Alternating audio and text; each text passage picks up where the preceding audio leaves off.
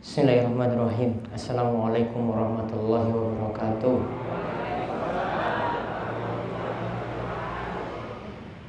Alhamdulillahilladzi arsala rasulahu bil huda wa dinil haqqi liyudhhirahu 'ala dini kullihi wa kafa billahi shahida. Wa asyhadu an la ilaha illallah wahdahu la syarikalah iqraran bihi wa tauhidan wa asyhadu anna Muhammadan abduhu wa rasuluh. Allahumma shalli wa sallim ala nabiyyina wa sayyidina Muhammad wa ala alihi wa man tabi'ahum bi ihsanin ila yaumiddin. Allahumma anfa'na bima 'allamtana wa 'allimna ma yanfa'una wa zidna ilma.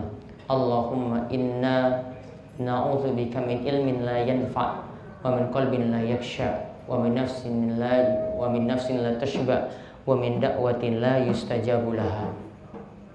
Alhamdulillah, Bapak Ibu sekalian yang semoga senantiasa dirahmati dan diberkahi oleh Allah Subhanahu wa taala.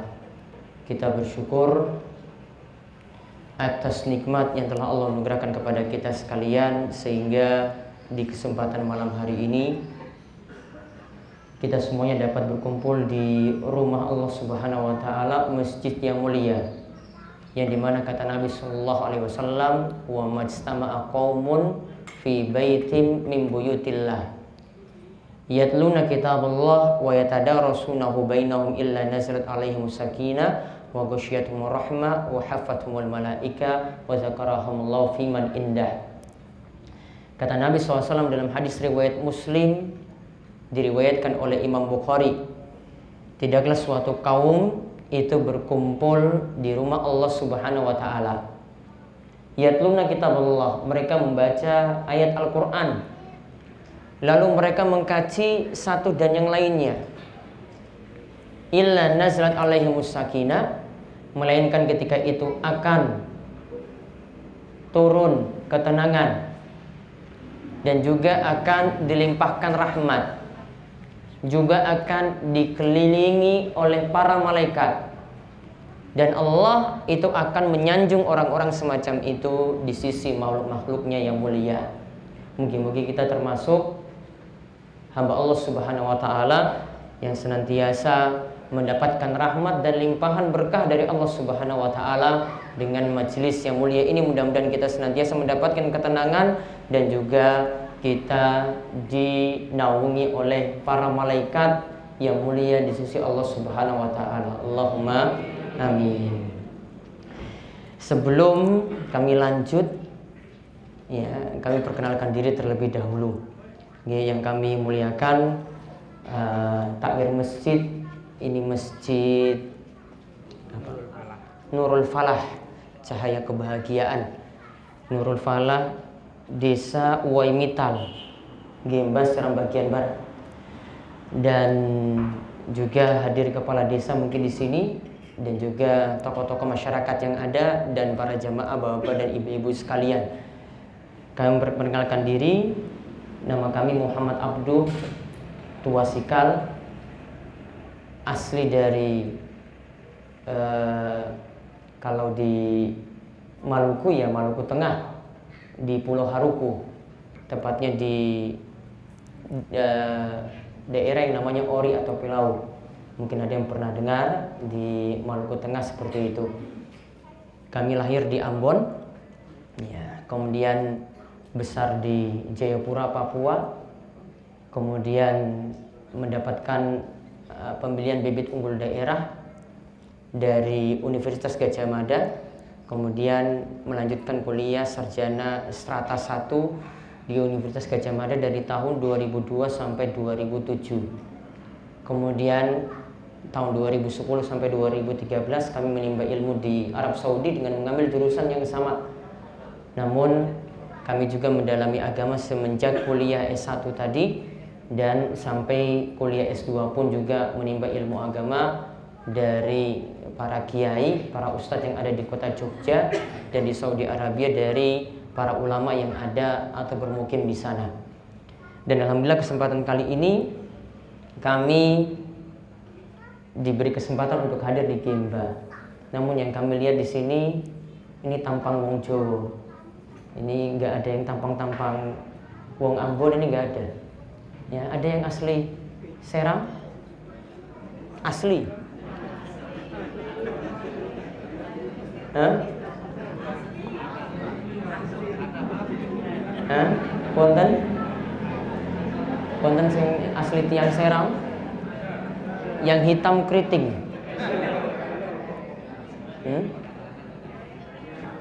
Bukan Sulawesi loh. Yang asli dari sini ada? Asli dari Gemba? Nggak ada. Berarti cuma saya yang asli di sini. Ya. Alhamdulillah. Ini katanya tadi dari takmir suruhnya campur-campur bahasa Jawa. Apa kali ini kangen dengan Jawa apa pripun? Hah? Atau yang di luar Jawa sinten? Hah? Ada yang dari luar Jawa? Ada? Kata? Sebagian lah. Ya berarti ora usah nganggo basa Jawa lah. Nggih, kula lanjut mawon ngangge bahasa Ambon. Setuju napa mboten? Setuju napa mboten? Setuju. Baik. Nggih, jadi bahasa nasional mawon nggih. Nggih, nanti yang lainnya enggak paham. Soalnya saya bawa saudara-saudara juga saking Maluku Tengah, saking kampung, ada yang dari Ambon juga yang enggak paham bahasa Jawa. Nanti biar semuanya paham, nggih. Jadi saya menyampaikannya seperti itu, walaupun kesehariannya di Jawa ya, saya ketika memberikan ceramah ya campur juga dengan bahasa Jawa seperti itu. Alhamdulillah, kita bersyukur pada Allah Subhanahu wa taala. Gemba ini adalah suatu negeri yang dikaruniai oleh Allah Subhanahu wa taala. Penduduknya kami tanyakan tadi di sini adalah semuanya Islam. Nggih, ini suatu nikmat yang besar dari Allah Subhanahu wa taala. Kita patut bersyukur karena dengan modal iman dan takwa itu akan turunlah keberkahan dari langit. Turunlah berkah dari langit dan keluarlah berkah dari dalam bumi. Seperti yang disebutkan dalam firman Allah surat Al-A'raf ayat 96. Lau anna ahlal qura amanu wattaqau lafatahna 'alaihim barakatim minas sama'i wal ardh. Seandainya penduduk suatu negeri, termasuk penduduk yang ada di Gemba ini, semuanya beriman dan bertakwa kepada Allah Subhanahu wa taala, maka la fatahna 'alaihim barakatim minas sama'i wal ardh, akan turun berkah dari langit. Apa berkah dari langit? Apa kira-kira nikmat dari langit yang turun? Ya, hujan. Selain juga rizki itu turun dari langit, karena Allah yang menurunkannya dari langit. Kemudian keluarlah berkah juga dari dalam bumi. Ya, keluarlah berkah juga dari dalam bumi. Lihat di awal ayat disebut lau anna ahlal qura amanu wattaqau. Seandainya penduduk suatu negeri itu mau beriman dan bertakwa, maka kalau penduduk Gemba ini semuanya mau beriman dan bertakwa, maka seluruh berkah itu dari langit akan turun dan berkah dari dalam bumi juga akan turun. Usaha-usahanya berupa dagang, perdagangan, perikanan, pertanian, semuanya juga akan senantiasa diberkahi oleh Allah Subhanahu wa taala. Allahumma amin. Modalnya apa tadi? Iman dan takwa. Modalnya adalah iman dan takwa. Namun kita sepakati bersama juga dalam merealisasikan iman dan takwa, kita itu memiliki kekurangan-kekurangan. Yaitu kekurangannya bagaimana? Yaitu ada yang buat kesalahan. Tidak ada yang bisa merealisasikannya dengan sempurna. Tidak ada yang bisa mewujudkannya dengan sempurna. Bahkan manusia juga punya salah. Ya, manusia tidak luput dari dosa, manusia tidak luput dari kesalahan. Makanya kata Nabi Shallallahu Alaihi Wasallam, kullu ibni Adam khata, wa khairul khata'ina at-tawwabun. Setiap manusia anak Adam, kita semuanya ini anak Adam, semua jadi keturunannya Nabi Adam alaihissalam. Setiap manusia itu pasti pernah berbuat salah. Siapa di sini yang ngaku selalu sempurna terus tidak ada sama sekali? Ada yang berani ngaku di sini? Ada yang berani ngacung, tunjuk jari. Kalau dia tidak pernah berbuat salah, pasti semuanya pernah berbuat salah. Namun ingat kata Nabi SAW, sebaik-baik orang yang berbuat salah adalah orang yang mau bertaubat pada Allah Subhanahu wa ta'ala. Yang paling baik dari orang yang berbuat salah tadi adalah orang yang mau bertaubat. Maka kita lihat manusia tak luput dari salah, namun orang yang paling baik di antara mereka adalah orang yang mau berusaha untuk bertobat setiap kali berbuat salah. Sekarang kami akan jelaskan terlebih dahulu bentuk-bentuk dosa, bentuk maksiat, bahkan ini yang dikatakan oleh para ulama sebagai al-kabair atau disebut dengan dosa-dosa besar. Tentang masalah ini nanti saya beri waktu. Ini saya biasanya tidak mengisi lama. Ya, tadi disuruh di mimbar juga, namun saya nggak kuat di mimbar karena tadi perjalanan dari Ambon, saya baru landing dari pesawat tuh jam 7 pagi tadi. Kemudian saya ngisi di Negeri Laha 1 jam tadi, kemudian bertolak ke Masjid Raya Al-Fatah. Baru naik ferry lagi tadi dari jam, ya pokoknya kita ngantri dari jam 3 tadi sampai di Liang, baru saya bertolak ke sini. Jadi tadi saya berdiri tidak bisa terlalu lama, makanya saya minta duduk. Ya, namun saya biasanya tidak mengisi lama juga materinya. Namun saya persilahkan para jamaah sekalian untuk bertanya masalah-masalah apapun seputar agama. Nanti kita bisa diskusikan bareng-bareng di sini. Ada beberapa dosa yang disebut dengan dosa besar. Apa istilahnya tadi? Al-kabair. Apa istilahnya ibu-ibu? Al-kabair. Bapak apa istilahnya? Al-kabair. Disebut dengan dosa-dosa besar.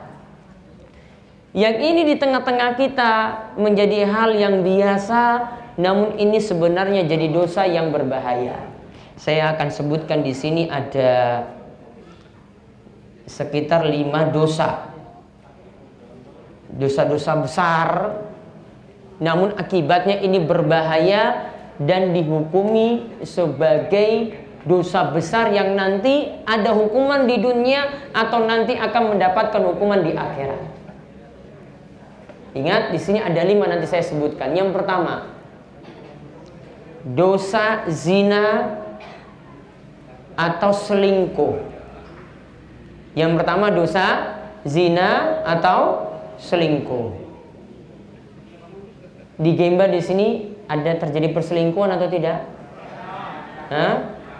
Ada nggak ibu-ibu? Atau nggak ada? Bapak-bapak? Ada? Oh, bapak nggak selingkuh? Alhamdulillah. Ya, tipis-tipis. Tadi ada yang katakan tipis-tipis. Berarti ini jadi suatu yang sebenarnya tersebar juga. Bisa jadi yang muda yang belum menikah, bahkan anak sekolah itu nekat untuk berzina. Bahkan yang sudah menikah, bahkan sudah punya anak, anaknya 3, bahkan ada yang sudah punya cucu, cucunya mungkin 5, namun nekat juga untuk selingkuh. Di Gemba ada seperti ini?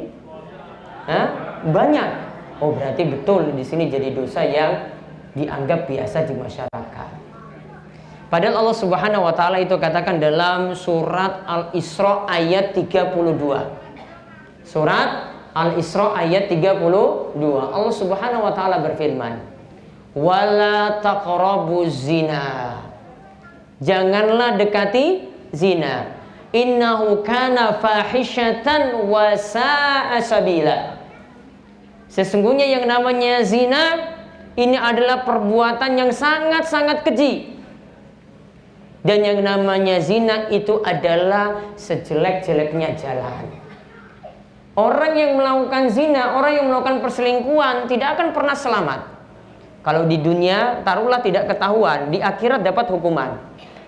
Kalau di dunia ketahuan rumah tangganya, kalau sudah menikah rumah tangganya hancur lebur, jadi pisah, jadi cerai. Anak-anaknya jadi terlantar cuma karena ingin memuaskan hawa nafsu yang cuma sesaat. Dengan wanita yang dia senangi, dengan laki-laki yang dia senangi, akhirnya rumah tangga jadi hancur. Akibatnya nanti pada anak-anak yang dia miliki juga tidak bisa dididik dengan baik. Cuma karena apa tadi? Zina dan perselingkuhan. Salah satu akibatnya lagi, ini diantaranya, ada juga akibat-akibat yang lainnya. Salah satu hukum yang dikenakan bagi orang yang berzina, kalau dari hasil zinanya ini memiliki keturunan, ya, kalau hasil zinanya ini memiliki keturunan, maka kata Nabi SAW, al-waladu lil firash, wal ahiru al-hajaru. Kata Nabi SAW, anak yang lahir itu disandarkan kepada pemilik ranjang. Sedangkan orang yang tidak memiliki ranjang cuma mendapatkan batu saja. Apa yang dimaksud? Kalau orang itu melakukan perzinaan sampai memiliki keturunan, padahal dari hasil zina ini bukan hubungan yang sah. Zina itu bukan hubungan yang sah. Maka ketika punya anak, ini terutama bahaya sekali kalau punya anak perempuan di sini, maka anak ini tidak disandarkan pada bapaknya. Kalau diterapkan hukum Islam, tidak disandarkan pada bapaknya karena bapaknya bukan jadi pemilik ranjang. Maka tadi Nabi katakan, Nabi SAW itu mengatakan wal ahiru al hajaru. Orang yang tidak sah nikahnya tadi, maka dia cuma mendapatkan batu saja, artinya kesia-siaan. Sehingga kalau ini diterapkan hukum Islam yang ada, cuma disebut ini anak lahir tanpa bapak, atau bapaknya cuma statusnya karena hubungan biologis saja.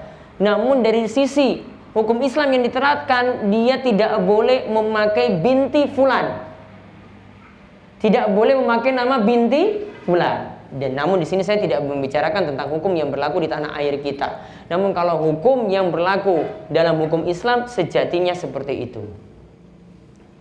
Sekarang dosa yang kedua yang dianggap biasa. Orang muslim juga melakukannya. Walaupun ini asalnya kebiasaan non muslim. Ya, yaitu minum minuman keras. Betul atau tidak ini? Ya, betul atau tidak? Ya. Mungkin bapak di sini di Jawa, mungkin kalau ada yang hidup di Jawa dulu mungkin jarang menemui seperti ini. Namun kalau beralih ke Indonesia Timur, kebiasaannya memang seperti itu. Saya dulu besarnya itu di Papua. Setiap malam minggu, apalagi awal bulan, tanggal muda, itu sudah biasa lihat pecahan-pecahan miras itu berada di jalan. Ya, kalau di awal-awal bulan seperti itu, karena mereka sibuk untuk mabuk-mabukan.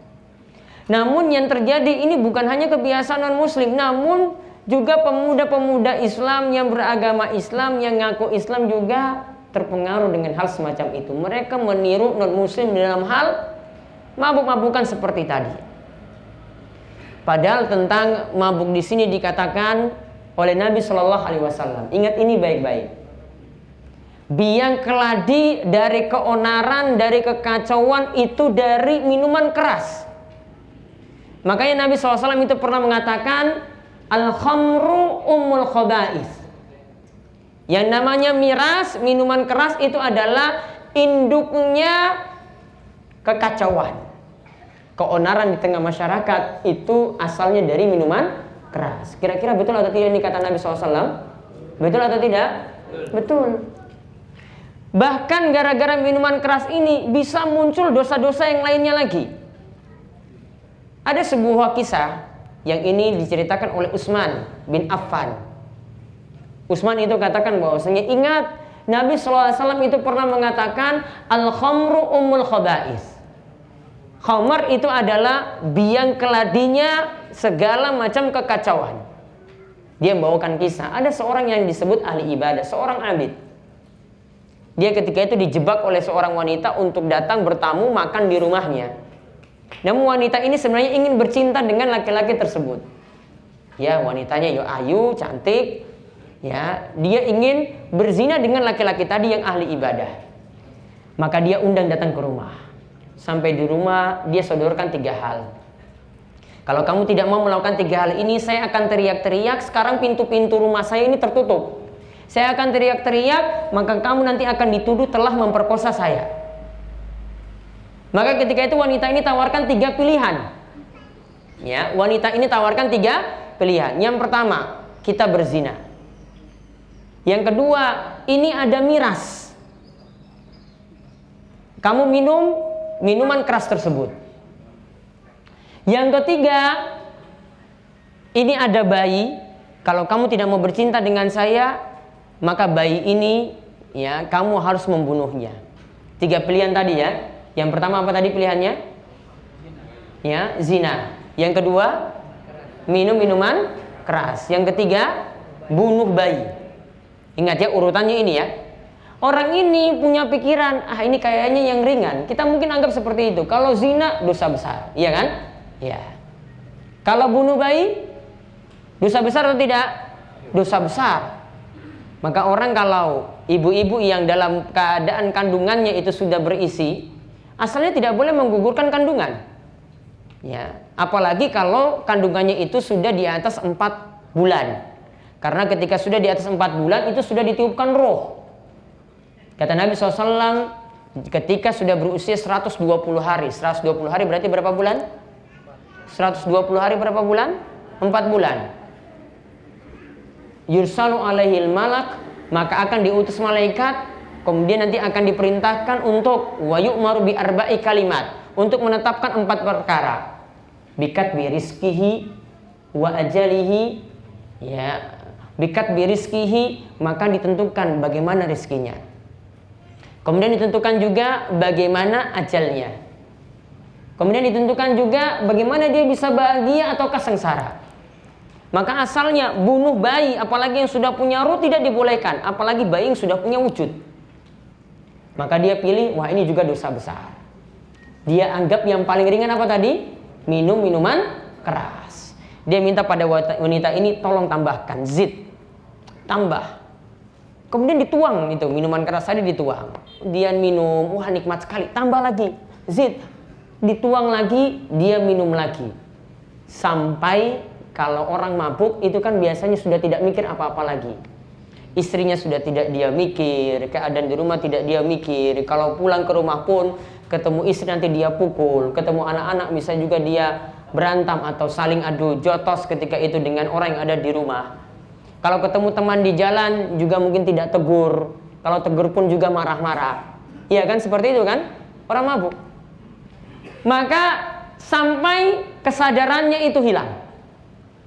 Ketika kesadarannya itu hilang, tadi setelah minum minuman keras, dia ketemu dengan wanita tadi, karena dalam keadaan tidak sadar, dia berzina. Kemudian setelah berzina, temukan bayi ini, dia bunuh bayi tersebut lagi.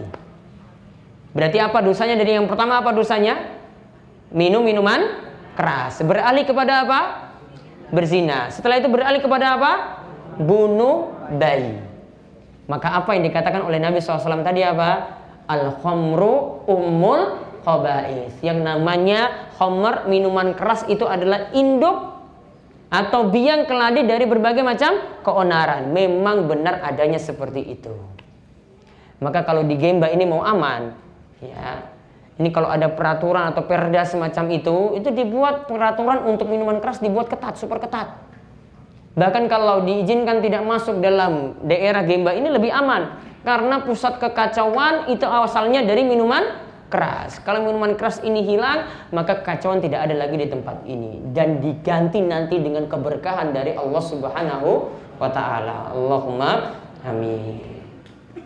Lagi, itu sudah keberapa? 2. Sekarang yang ketiga. Yang ketiga adalah perjudian. Kadang perjudian itu dengan main kartu, pasang taruhan di tengah. Betul nggak ini? Main kartu pasang taruhan di tengah, taruhannya 10.000, 10.000, atau mungkin lebih tinggi lagi 100.000. Kartunya dikocok. Setelah itu nanti yang kalah apa yang menang yang ngambil taruhan? Yang kalah atau yang menang yang ambil taruhan? Yang kalah. Yang kalah yang ambil taruhan? Hah? Yang menang. Yang menang tadi ambil taruhan. Dan ini tergantung nasib-nasiban juga. Nasibnya kenapa? Kalau mujur, dia dapat kartu yang bagus, maka ketika itu bisa menang. Namun kalau nggak mujur, dapat kartu yang jelek, ya sudah, taruhannya tadi amblas, diambil oleh orang, akhirnya tidak untung ketika itu. Ini namanya perjudian. Namun perjudian tidak hanya terbatas itu. Ibnu Hazm, seorang ulama besar dari negeri Andalus, itu mengatakan para ulama itu menyatakan judi itu haram. Dan beliau contohkan, ini bentuknya adalah dengan memasang taruhan. Lantas nanti ada yang dapat untung besar dan nanti ada yang dapat rugi besar. Ada yang dapat untung besar dan ada yang dapat rugi besar. Dan di sini nasib-nasiban. Yaitu ada dua orang misalnya yang saling, contohnya beliau beri contoh di sini, saling bergulat. Pasang taruhan. Yang menang maka ambil taruhan tersebut. Yang kalah ya berarti tidak dapat. Ini namanya apa? Judi. Contoh lagi, orang yang berlomba dengan kendaraan, bisa jadi dengan kuda, bisa jadi untuk saat ini dengan motor, bisa jadi dengan mobil. Pasang taruhan. Yang menang nanti ambil taruhan tersebut, yang kalah ya tidak mendapatkan bagian apa-apa. Ini juga disebut judi. Ada lagi contoh yang kita sebenarnya anggap biasa. Pernah lihat sepeda santai? Ya, di Gemba ada atau tidak? Ada? Kalau pesertanya ada ya enggak yang cuma gratis, cuma-cuma saja dapat hadiah? Ada. Ada enggak yang setor iuran tertentu? Oh, tidak. Ya. Ada enggak yang setor iuran tertentu, misalnya setiap peserta itu setor 20.000. Kalau ada seperti ini, setor 20.000 ini dikumpul, itu sama seperti dengan orang main judi tadi. Nanti di akhir kan, setelah sepeda itu selesai sampai finish kan, kemudian nanti kan diundi. Siapa yang dapat hadiah nanti berupa motor, siapa yang nanti dapat hadiah berupa sepeda, siapa yang dapat hadiah kulkas dan lain-lain. Itu dari hasil undian. Ini juga termasuk judi di zaman modern. Itu yang ketiga. Mau lanjut lagi? Lanjut. Yang keempat, yang jadi kebiasaan lagi, dosanya sudah dianggap biasa. Yang penting mengakui muslim. Yang penting nama saya itu Muhammad. Yang penting nama saya itu Ibrahim, Umar, Utsman, Ali. Namun nggak apa-apa kalau tidak sholat. Sholatnya bolong. Atau istilah wong Jawa, blong. Mana yang lebih parah, bolong apa blong? Hah? Mana yang lebih parah, bolong apa blong? Blong. Kalau blong berarti nggak ada sama sekali. Kalau bolong masih. Ya, yang susah ya subuh itu kadang bangun, kadang enggak. Ya, yang susah itu mungkin isya, karena isya sudah capek seharian kerja maka tidak sempat lagi. Ya, berarti sholatnya itu bolong. Coba perhatikan di sini apa yang dikatakan oleh Umar bin Khattab. Saya tidak sebutkan hadis yang begitu banyak yang membicarakan tentang masalah meninggalkan sholat. Cukup dengan perkataan sahabat yang mulia Umar bin Khattab. Beliau katakan, Inna ahamma umurikum indi as-sholah. Menurutku, kata Umar, menurutku, perkara yang paling penting dalam agama kita ini, perkara yang paling penting dalam agama kita ini adalah perkara sholat. Ingat, Umar katakan apa tadi yang paling penting? Adalah sholat. Ini dari segala macam amalan yang ada dalam agama kita setelah kita itu bersyahadat. Yang paling penting itu adalah sholat. Di sini tidak dikatakan puasa, di sini tidak dikatakan infak, di sini tidak dikatakan sodako, di sini tidak dikatakan zakat, di sini tidak dikatakan haji. Namun disebut apa di sini? Sholat. Faman hafizaha hafiza dinahu. Kata Umar, siapa yang menjaga sholatnya berarti dia jaga agamanya. Siapa yang jaga sholatnya berarti dia jaga agamanya. Wa man dhayya'aha fahuwa limasiwaha adhiya. Kalau dia sudah melalaikan sholat, maka untuk urusan-urusan yang lain lagi pasti dia jadi orang yang lebih lalai. Kalau orang itu tidak memperhatikan sholat, berarti untuk urusan-urusan yang lainnya tidak amanah, tidak jujur, tidak tepat waktu, dan segala macam semacam itu, dia jadi orang yang biasanya lalai. Kalau orang itu sholatnya tertib, rutin, dia akan berusaha tepat waktu. Disuruh masuk kantor jam 7, wong saya saja biasanya bangun subuh saja jam 4 untuk bangun. Di sini subuh jam berapa di Gemba? Jam 5. Berarti dia bangun jam 5. Subuh saja saya usah tepat waktu jam 5, apalagi suruh masuk kantor jam 7, itu gampang sekali. Ini aja untuk sholat biasanya on time, biasanya tepat waktu, saya bangun jam 5. Urusan yang lain itu mudah sekali kalau orang memperhatikan apa? Sholat. Aturan Allah saja dia jaga. Namun kalau perkara sholat ini dilalaikan, maka urusan-urusan yang lain itu biasanya dia tidak beres. Jadi orang yang tidak amanat, sering tidak tepat waktu, sering tidak tepat janji, janji mau lunasi utang, tidak mau lunasi utang. Beda dengan orang yang memperhatikan sholat. Maka ini yang dikatakan Umar seperti itu. Lalu beliau katakan, wala hadza fil Islam liman tarokas sholat. Dan tidak ada bagian dalam Islam bagi orang yang meninggalkan sholat. Coba dilihat kalimat ini baik-baik. Umar katakan apa? Tidak ada bagian dalam Islam. Kalau dikatakan tidak ada bagian dalam Islam, maksudnya apa? Tidak disebut Muslim. Walaupun tadi namanya Muhammad, Ibrahim, Ali, Umar, Utsman. Kan nama-nama kita orang Muslim seperti itu ya. Betul ya? Apalagi orang Ambon ya. Apalagi orang Ambon loh ini. Orang Ambon itu nggak pernah pakai nama-nama yang jauh dari nama-nama para sahabat Nabi, para Nabi, atau orang-orang soleh. Kalau orang Ambon itu namanya sudah pakai nama-nama barat, itu jarang sekali saat ini. Dari dulu sampai sekarang itu jarang sekali. Makanya kita yang asli Ambon itu namanya coba lihat, selalu nama-nama Islam. Ya, selalu nama-nama Islam. Namun ini mohon maaf saja, ini mohon maaf. Saya mulai dari ujung utara sana, dari Maluku Utara, dari Ternate, Tidore, sampai turun ke sini, ya sampai ke selatan. Yang biasanya itu menghadiri di masjid itu pendatang-pendatang saja. Ya, itu pendatang-pendatang saja. Kalau dia itu orang Ambon asli kemudian rajin ke masjid, wah itu orang yang sangat militan sekali. Itu sangat-sangat super semangat sekali. Dan ini ditemukan cuma 1-2 saja, atau di beberapa daerah saja seperti itu. Yang Islamnya itu fanatik. Islamnya itu fanatik. Kalau sudah fanatik, fanatik sekali. Namun kalau sudah malas, ya malas sekali. Itu tipe orang Ambon itu seperti itu. Kalau sudah fanatik, fanatik sekali loh. Namun kalau sudah malas, itu malasnya keterlaluan sekali. Ya, keterlaluan sekali. Bahkan mungkin satu kampung semuanya tidak sholat. Itu mungkin ditemukan di Maluku ini. Ya, itu kalau di daerah-daerah yang aslinya seperti itu. Ya. Makanya di sini dikatakan oleh Umar tadi apa? Lihat kalimat terakhir, wala hadza fil Islam liman tarakas salat. Tidak ada bagian dalam Islam bagi orang yang meninggalkan salat. Berarti secara tekstual apa yang dikatakan oleh Utsman di sini, oleh Umar di sini, bahwa meninggalkan satu salat saja itu sangat-sangat bahaya, meskipun cuma salat subuh. Meskipun cuma salat subuh. Satu saja, ini sangat-sangat bahaya sekali. Karena sampai dikatakan tidak ada bagian dalam Islam bagi orang yang meninggalkan salat. Kita mohon pada Allah Subhanahu wa taala semoga kita diberi taufik dan hidayah untuk terus menjadi hamba Allah yang terus memperhatikan salat.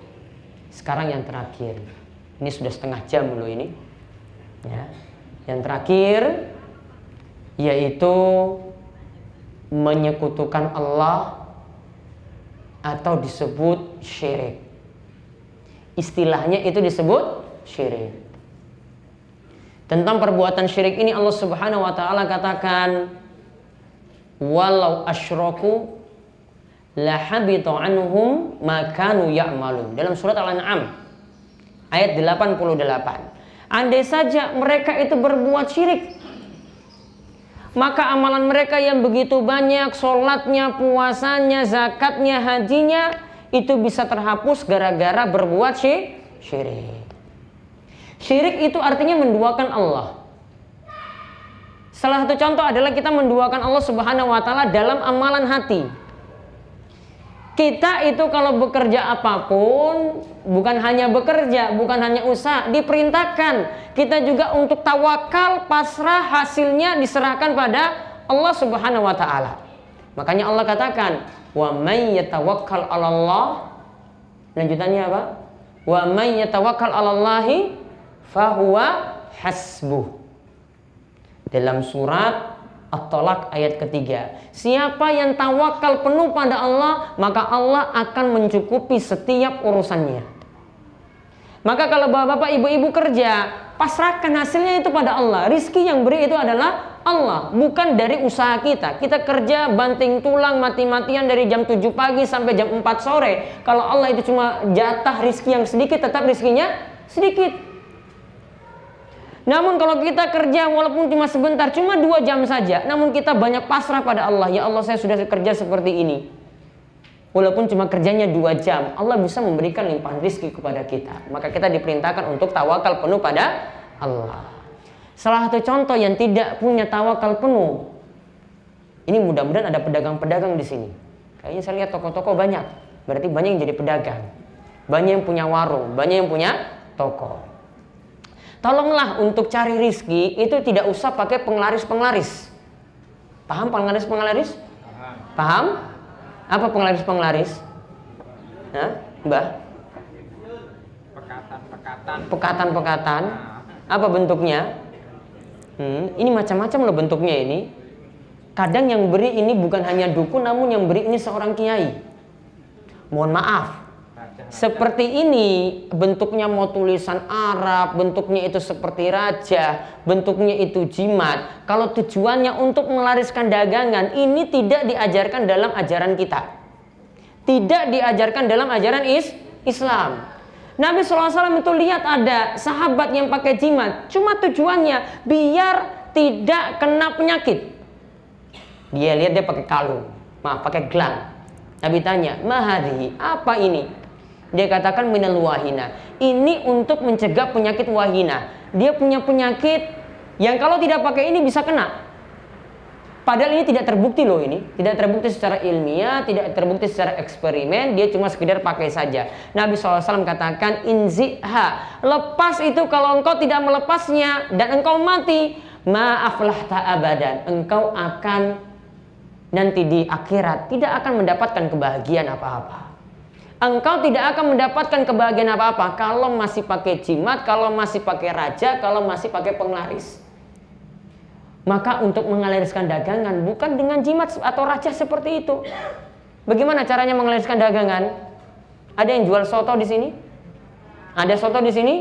Maka buat dagangan sotonya itu laris bagaimana? Ya dibuat masakan yang enak. Tokonya itu biar laris gimana? Ya jual barang yang murah. Iya kan? Iya. Jual murah yang buat orang itu tertarik, murah namun berkualitas. Wah, itu luar biasa sekali kalau ada toko seperti itu. Ya, luar biasa sekali loh. Ya. Mudah-mudahan harganya turun loh. Saya pas ngomong seperti ini loh. Biar apa jadi? Penglaris. Penglarisnya apa tadi? Bukan dengan pakai jimat-jimat semacam tadi. Karena ini termasuk apa? Syirik. Ini termasuk apa? Syirik.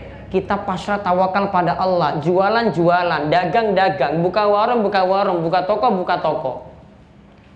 Lakukan cara apapun biar ini laris. Namun jangan sampai menggunakan hal yang membuat Allah Subhanahu wa taala itu murka.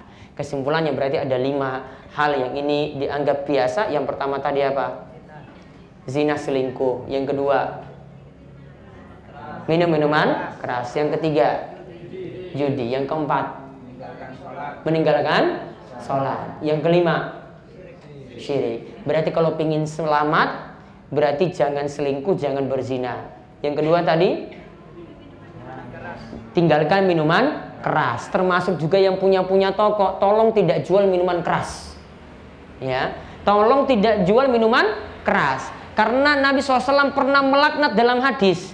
Ini bukan melaknat orang yang minum, namun melaknat orang yang memproduksi, berarti yang buat, yang distribusikan, berarti yang ngantar sampai ke toko, kemudian yang jual walaupun nggak minum.